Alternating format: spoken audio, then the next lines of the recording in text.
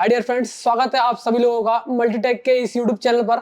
और मेरा नाम है रॉबर्ट सिंह और आज मैं अब जो बात करने वाला हूँ मैं बात करने वाला हूँ एक लैपटॉप रिपेयरिंग को लेके।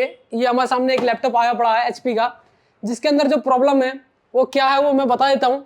इससे पहले आपको मैं कुछ चीज़ें बता देना चाहता हूँ कि अगर आप लैपटॉप रिपेयरिंग, मोबाइल रिपेयरिंग या LED TV repairing, printer repairing, CCTV cameras repairing, e rickshaw repairing, e bikes repairing, AC, fridge, washing machine, किसी भी चीज़ के कोर्सेज को ऑनलाइन या ऑफलाइन करने में जागरूकता रखते हैं तो आप हमारे नीचे दिए गए नंबर पर कॉल करके जानकारी ले सकते हैं। हम ऑनलाइन और ऑफलाइन दोनों कोर्सेज को प्रोवाइड करते हैं। अधिक जानकारी के लिए नीचे दिए गए नंबर कॉल करें। फिलहाल वीडियोज की तरफ जान बढ़ते हैं और देखते हैं कि क्या कुछ खास है आज की वीडियो में। तो मैं बात कर रहा था कि आज मेरे पास एक लैपटॉप आया पड़ा एचपी का। इसके अंदर जो प्रॉब्लम है उसको देख लेते हैं क्या है। जो कस्टमर ने हमें ये लैपटॉप भेजा है उसका कहना है कि ये लैपटॉप बैटरी मोड पर अच्छी तरीके से काम को करता है। ये लैपटॉप बैटरी मोड पर अच्छी तरह से अपने काम को कर रहा था, चल रहा था, लेकिन एडेप्टर लगाते ही एडेप्टर की लाइट बंद हो जा रही थी। यानी कि मशीन एडेप्टर लगाते ही मशीन शॉर्ट हो जा रहा था और बैटरी मोड पर अच्छा काम को कर रहा था। तो मेरे को कुछ डाउट है कि क्या चीज़ें इसके अंदर खराब हुई होगी, तो वो तो खोलने के बाद ही कंफर्म कर सकते हैं। हालांकि खोलने के बाद ही पता चलेगा कि एक्चुअल क्या प्रॉब्लम है। तो एक बार लैपटॉप को फटाफट के अंदाज में खोल के देख लेते हैं कि क्या कुछ प्रॉब्लम होगी इसके अंदर। और आपको मैं लैपटॉप खोलने से पहले ये प्रॉब्लम को दिखा देना चाहता हूँ कि क्या प्रॉब्लम है।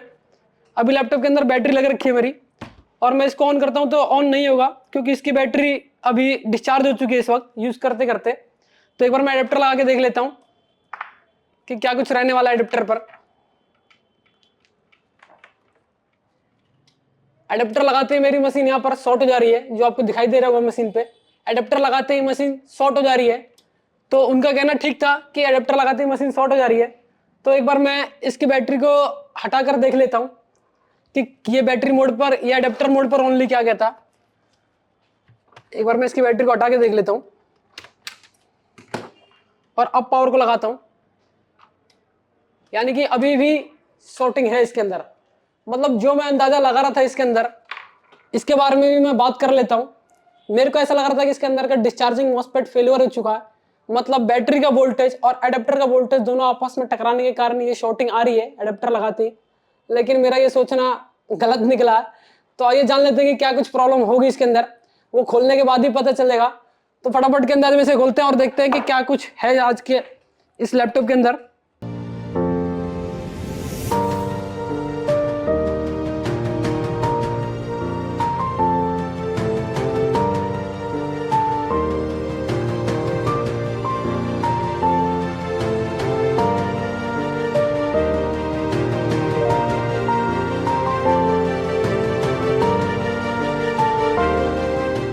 ये लैपटॉप को आराम से खोल लेंगे।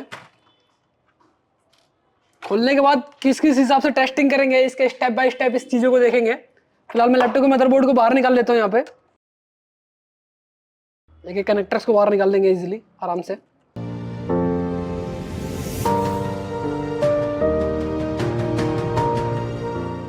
इसके डीसी जैक को भी बाहर निकाल लेते हैं।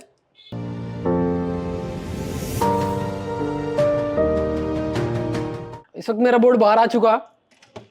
बोर्ड को साइड में रखते हैं। अब बोर्ड मेरे सामने इस वक्त बाहर आ चुका है और हमने देखा कि इसके अंदर जो प्रॉब्लम है वो बैटरी पर लगाने के बाद ही नहीं है। ये ऐसे ही नॉर्मल एडेप्टर मोड पर भी ये शॉर्टिंग बता दे रहा है। जैसे कि मैं आपको दोबारा दिखाना चाहूंगा, एक बार देख लेते हैं कि क्या पता ये शॉर्टिंग किसी बॉडी पार्ट से तो नहीं थी। इसलिए एक बार बाहर भी इसको लगा के देख लेते हैं। मशीन पर देखेंगे बाहर में भी ये शॉर्टिंग है। मतलब कहीं ना कहीं इसका कोई सेक्शन में से कुछ शॉर्टिंग आ गई होगी। कोई कंपोनेंट का नेगेटिव पॉजिटिव टर्मिनल एक हो गया होगा जिसके कारण ये शॉर्टिंग को आ रही है। तो देख लेते हैं कि क्या कुछ शॉर्टिंग होगी इसके अंदर।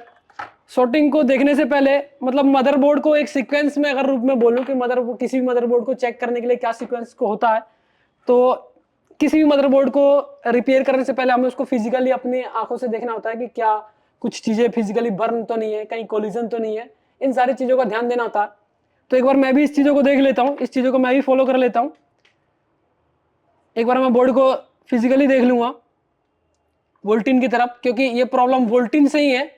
तो आगे की सर्किट की तरफ नहीं जाऊंगा क्योंकि ये बैटरी मोड पर एग्जैक्ट अपने कामों को कर रहा था, सारे काम इसके वर्किंग प्रॉपरली कर रहे थे। फिलहाल बस ये अडेप्टर लगाते ही ये शॉर्टिंग को बता रहा है। तो ये अडेप्टर मोड पे ही कुछ ना कुछ फॉल्ट है, मतलब कि वोल्टिन सेक्शन के अंदर ही कुछ ना कुछ फॉल्ट है। तो इसी के लिए मैं बाकी सेक्शंस को नहीं देखूंगा, सिर्फ वोल्टिन के अंदर देख लेता हूं। मेरे को ऐसा कुछ फिजिकली नहीं दिख रहा। तो अब एक जो दूसरा जो रूल होता है चेकिंग का, वो होता है इसकी रीडिंग, जो डायोड रीडिंग, जो एम्बिडेंस वैल्यू जो हम लोग देखते हैं, उस एम्बिडेंस वैल्यू से मैं ये देख लूंगा। इस एम्बिडेंस वैल्यू से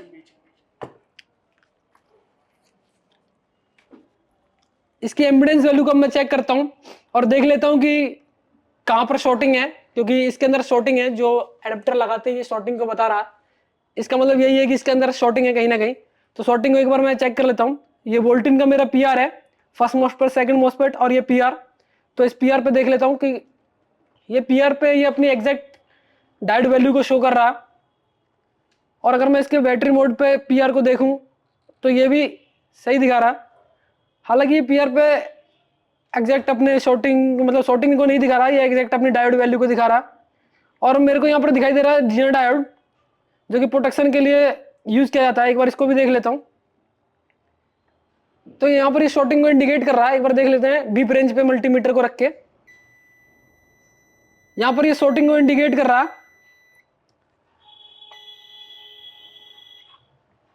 मतलब मेरे बोर्ड में जो इस वक्त जो शॉर्टिंग है वो मेरे को इजीली मिल चुकी है। यहाँ पर ये जीना डायोड लग रखा, जो कि मैं उम्मीद करता हूँ कि यही शॉर्ट हो चुका। यहाँ पर ये जीना डायोड शॉर्ट लग रहा है मेरे को। मैं इसको निकाल लेता हूँ और देखते हैं कि क्या शॉर्टिंग हटती है कि नहीं हटती है। एक बार फटाफट के अंदाज में आपको निकाल के दिखाता हूँ कि क्या कुछ रहने वाला। निकालने से पहले मैं थोड़ा फ्लक्स इसके ऊपर अप्लाई कर दूंगा।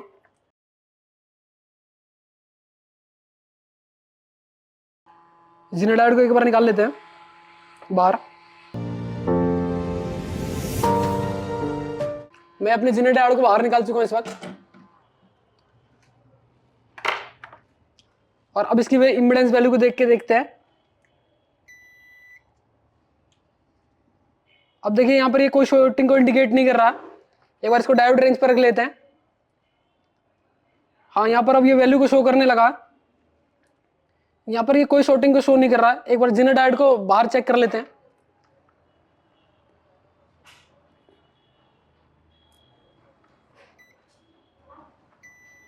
देखिए यहाँ पर ये जीना डायोड इस वक्त शॉर्ट बता रहा है।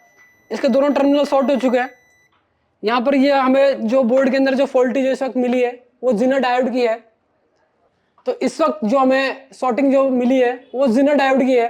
मतलब यहाँ पर ये जो जीना डायोड जो लगा हुआ है ये यहाँ पर शॉर्ट हो चुका।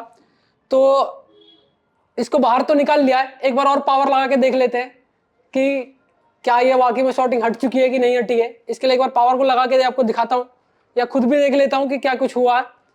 पावर को एक बार लगा लेते हैं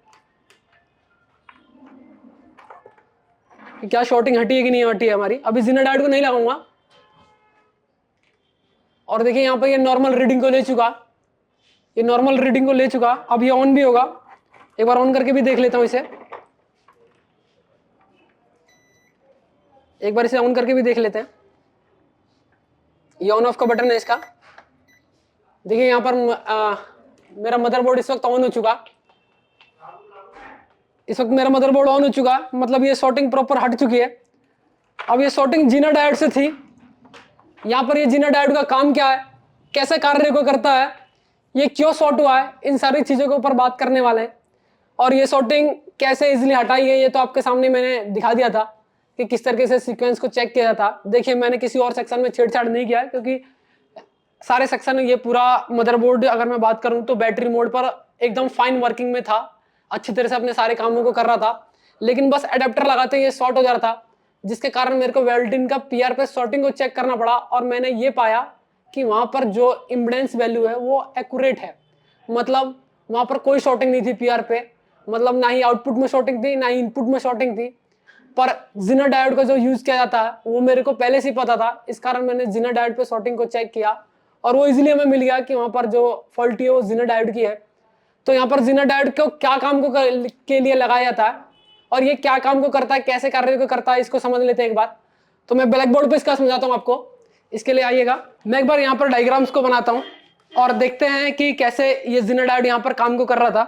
तो देखिए जिनर डायोड का काम जो है वो नॉर्मल डायोड से अलग है। कैसे, तो इसको एक बार देख लेते हैं। यहाँ पर मेरे बोर्ड के अंदर पॉजिटिव और नेगेटिव दो प्रकार की सप्लाई चलती है। पॉजिटिव नेगेटिव दिया जाता है एक लैपटॉप के डीसी जैक के थ्रू। तो यहाँ पर जो मेन जो लाइन थी पॉजिटिव वाली, वहां पर शुरुआत में ही जिनर डायोड का यूज कर दिया जाता और ये जिनर डायोड का सिंबल होता, ये जिनर डायोड का सिंबल होता और ये नेगेटिव से इसका हिस्सा जोड़ दिया जाता। मतलब जिनर डायोड में दो टर्मिनल होते हैं, एक पॉजिटिव और एक नेगेटिव, मतलब कैथोड और एनोड, पॉजिटिव टर्मिनल एनोड और नेगेटिव टर्मिनल कैथोड। अब यहाँ पर जो जिनर डायोड जो यूज किया था वो वोल्टेज के अकॉर्डिंग को यूज किया जाता, मतलब वोल्टेज के अकॉर्डिंग ही जिनर डायोड को यहाँ पर यूज किया जाता। जैसे कि अगर मैं बात करूं कि हमारा कोई पावर सप्लाई का सर्किट है, मतलब पावर सप्लाई का सर्किट मतलब वो सप्लाई जिसके अंदर एसी सप्लाई और डीसी सप्लाई दोनों चलती है।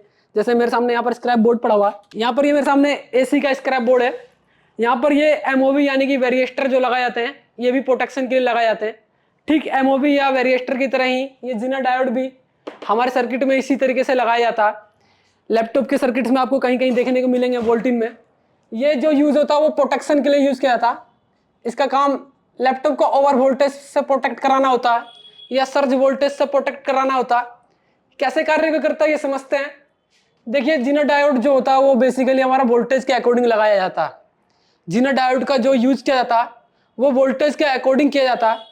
अब ये जो जिनर डायोड जो हमारे लैपटॉप में जो लगाया जाता है शुरुआत में ही वोल्टिन के, वो 22 वोल्टेज या 25 वोल्टेज तक देखने को मिलता है। अब क्या होता है कि जितने वोल्ट का जिनर डायोड होता है, मानते हैं कि ये 22.5 वोल्टेज का जिनर डायोड है, तो ये इतने वोल्टेज को अपने कैथोड टर्मिनल पर रोक देता है। मतलब ये आउटपुट में वोल्टेज को फिक्स रखने के लिए किया जाता है कि इन फ्यूचर कभी पावर जो सोर्स है हमारा एडेप्टर या कोई भी एक्सटर्नल सोर्स, मतलब एडेप्टर के थ्रू हम पावर को देते हैं यहाँ पे। तो जैसे हम डीसी जैक में एडेप्टर को लगाते हैं और हम सबको पता है कि लैपटॉप 90 वोल्ट 20 वोल्ट पे ऑपरेट होता है, 90.5 वोल्ट पे। तो जिस दिन उसमें से ज्यादा वोल्टेज आया एडेप्टर में से, मतलब कि 20 22 25 वोल्टेज के करीब आया, तो वहां पर ये जिनर डायोड सर्किट को, ये पूरा आगे की सर्किट को ओवर वोल्टेज से प्रोटेक्ट करेगा। तो यहाँ पर इसके उड़ने का भी यही कारण है कि ओवर वोल्टेज मिलने के कारण ये डायोड उड़ गया था। कैसे समझते हैं इसको, कि ये जो जिनर डायोड जो यूज किया गया है इस वक्त वो प्रोटेक्शन के लिए यूज किया गया है और ये यूज किया जाता है वोल्टेज के अकॉर्डिंग। तो ये हमारे लैपटॉप में 22.5 वोल्टेज से लेकर 25 वोल्टेज तक लगाया जाता। मतलब इससे ज्यादा जिस दिन सप्लाई इस लाइन पर आई, पॉजिटिव लाइन पर, ये डायोड उड़ जाएगा। तो यहाँ पर भी सेम यही हो गया होगा कि जितने वोल्ट का ये हमारा जिनर डायोड है उससे ज्यादा वोल्टेज आ गया होगा, जिसके कारण इस जिनर डायोड ने अपने आप को उड़ा दिया और सर्किट को बचा लिया। कैसे, कि मानते हैं कि ये जिनर डायोड अभी 22.5 यानी कि 22 वोल्टेज का है, ये जिनर डायोड अभी 22 वोल्टेज का है और यहाँ पर 19 वोल्टेज 20 वोल्टेज तक आ रहा था, तो एक्यूरेट हमारा सर्किट काम को कर रहा था। अभी अचानक इसको पावर सोर्स ज्यादा मिल गया, मतलब कि 22 वोल्टेज से ज्यादा मिल गया। 22 वोल्टेज तक कुछ भी आएगा तो ये आगे भेजता रहेगा इस सर्किट पे से। मतलब ये जिनर डायोड अगर 22 वोल्ट का है तो ये 22 वोल्ट को अपने इस कैथोड पॉइंट पर रोकता है और 22 वोल्टेज से जिस दिन ज्यादा होगा उस दिन ये अपने एनोड की तरफ इसे पास कर देता है। तो ये जिनर डायोड इस वक्त आउटपुट में सप्लाई को फिक्स रखने के लिए यूज किया गया। मतलब ये जितने वोल्ट का है उतने वोल्टेज को आउटपुट में फिक्स रखेगा और उससे यानी कि इसकी वोल्टेज से ज्यादा वोल्टेज जिस दिन आएगा उतने वोल्टेज को ये ग्राउंड कर देगा। मतलब कि अगर यहाँ पर 30 वोल्टेज आया, या मानते हैं कि यहाँ पर 25 वोल्टेज आ गया होगा, 25 वोल्टेज यानी कि ओवर वोल्टेज आ गया होगा और यहाँ पर 25 वोल्टेज डायरेक्ट सप्लाई को मिलने से सप्लाई उड़ गई होती, सर्किट उड़ गया होता। इसके लिए प्रोटेक्शन के लिए यहाँ पर लगाया गया है। अब जैसे 25 वोल्टेज आया होगा, 22 वोल्ट का डायोड है, तो इसने अपने टर्मिनल पर 22 वोल्टेज को रोका होगा और बाकी के जो 3 वोल्टेज है उसको यहाँ से एनोड की तरफ पास कर दिया होगा। मतलब पॉजिटिव सप्लाई को नेगेटिव की तरफ पास कर दिया होगा, क्योंकि आप देखेंगे तो इसका प्लस टर्मिनल जो है एनोड टर्मिनल वो नेगेटिव से कनेक्टेड है यहाँ पर। तो इसने बाकी के 3 वोल्टेज को क्या किया, इसने क्या बाकी के 3 वोल्टेज को इसने ग्राउंड की तरफ पास किया, जिसके कारण ये बाकी के वोल्टेज को, मतलब ओवर जो वोल्टेज है, अगर 22 वोल्ट का है तो 22 वोल्टेज को यहाँ रोक के और जो बाकी के 3 वोल्टेज है उसको जैसे ये नीचे साइड भेजेगा तो थोड़ी देर बाद ये गर्म होकर क्या करेगा, अपने आप को उड़ा देता है, यानी कि दोनों टर्मिनल को इंटरनली शॉर्ट कर देता है। अब जब दोनों टर्मिनल शॉर्ट हो गए तो नेगेटिव टर्मिनल और पॉजिटिव टर्मिनल आपस में कनेक्टेड हो गए, जिसके कारण जब मैं पावर लगा रहा था तो पॉजिटिव और नेगेटिव सप्लाई आपस में चिपकने के कारण मेरी जो मशीन है वो शॉर्टिंग को दिखा रही थी। तो यहाँ पर भी ये जीना डायोड उड़ने का यही कारण है कि जितने वोल्ट का ये जीना डायोड हमारे बोर्ड में लगा हुआ था उससे अधिक वोल्टेज आ गया होगा, जिसके कारण इसने वोल्टेज को ग्राउंड की तरफ पास किया होगा और थोड़ी देर बाद ये गर्म होके अपने आप को दोनों टर्मिनल इसने अपने उड़ा दिए और डिवाइस को हमारे प्रोटेक्ट कर लिया। अगर ये नहीं लगा होता तो आगे हमारा डिवाइस ओवर वोल्टेज के कारण सर्किट फॉल्ट हो जाता। तो यहाँ पर ये जो जीना डायोड जो लगाया जाता है वो प्रोटेक्शन के लिए ही लगाया जाता है। फिलहाल आपके सामने ही मैंने जीना डायोड को निकाल के नॉर्मली चला के देखा, इसे 19 वोल्ट पे ये ऑन भी हो गया था।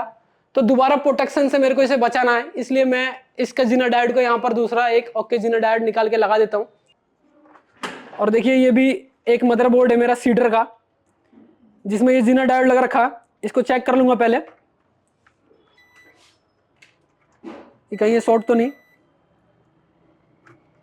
डायोड की जो टेस्टिंग है वो आप लोगों को पता ही होगी कि one side value other side no value, पर सर्किट में लगा है तो ये दोनों साइड को वैल्यू को दिखा रहा और ये मेरे हिसाब से ओके है। इसको बाहर निकाल लेता हूँ।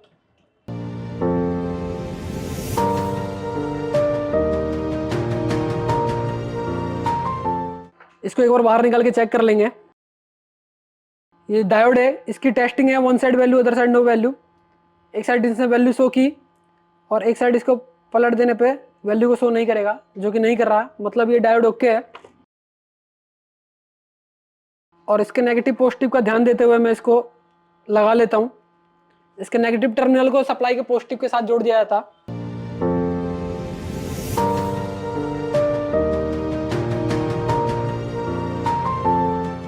एक बार शॉर्टिंग को चेक कर लेते हैं। यहाँ पे भी कोई शॉर्टिंग नहीं है और यहाँ पे भी कोई शॉर्टिंग नहीं है। और पावर को लगा के देख लेंगे।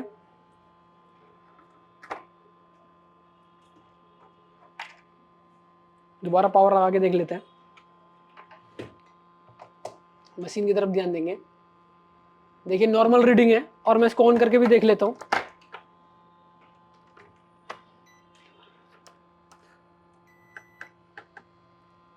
देखिए यहाँ पर ऑन कर चुका हूँ और मेरी लैपटॉप का मदरबोर्ड इस वक्त ऑन हो चुका है।